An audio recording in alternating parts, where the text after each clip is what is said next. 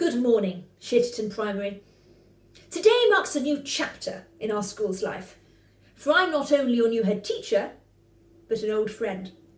You see, I was a Headteacher girl myself back in the day.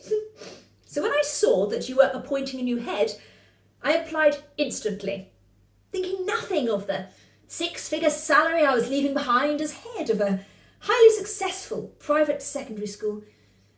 Nothing of uprooting my London family life to come to this grotty crevice of the world, and nothing of my subsequent divorce. Why is that, you may ask? Well, it's because friendship is worth more than finance. Patience gets you better places than a postcode, and loyalty, well, it's more tender than love.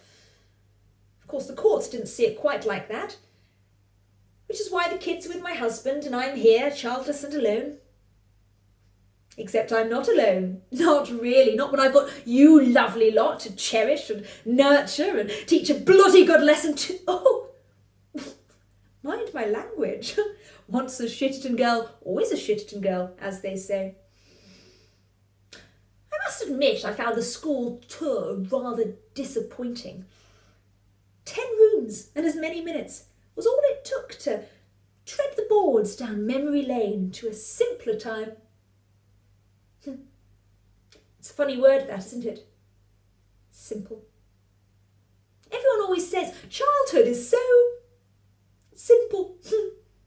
No responsibilities, endless playtime, friends coming out of your ears. But you and I know it's not like that, don't we, children?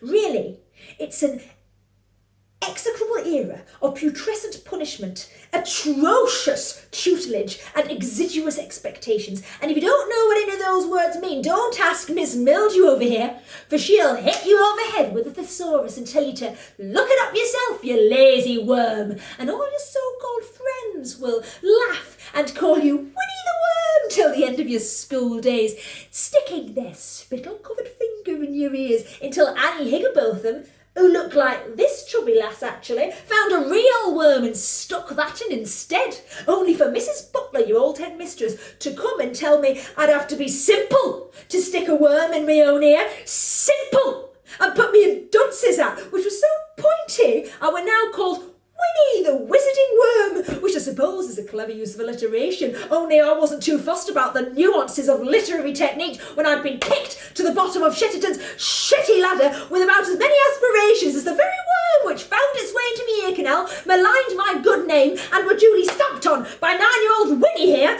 who was subsequently given belt round backside by Mr. Brazier to teach me a lesson about torturing one of God's own simple creatures.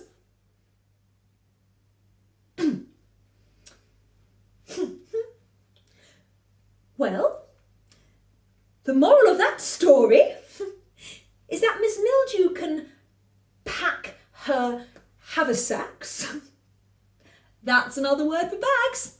Mrs. Butler will not be receiving the commemorative plaque for 50 years' service and emotional abuse, and Mr. Brazier is in jail to teach him a lesson for inappropriate touching, which is a darn sight worse than stamping on a worm, and don't let any of these other lot tell you otherwise.